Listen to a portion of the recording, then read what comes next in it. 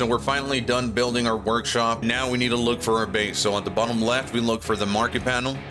We're looking for a Vaal Orb, item rarity, magic, energy shield 450. On the buyout price, our budget is 100 because we set them aside. And now we just press search.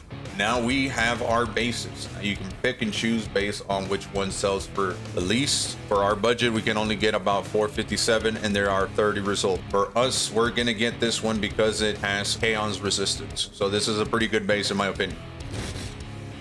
Boom, straight to the workshop.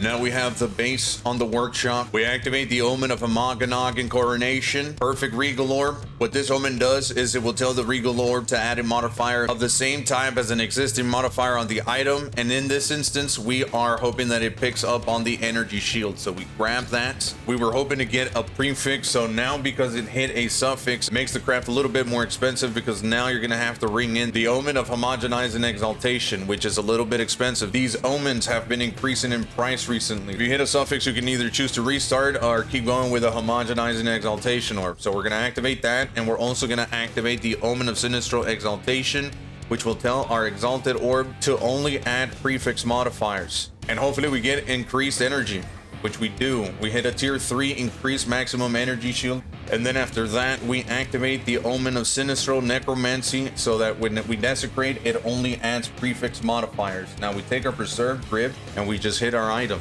That was our third prefix. Now, because we have a T3, we are not going to use the Omen of Abyssal Echoes. If we would have gotten a T2, it would have been worthy of the Omen of Abyssal Echoes, okay? So now let's take this into the well, and hopefully we reveal a nice modifier for it. We got the hybrid with life, which is not what we're looking for. We're not looking for the one with life or mana.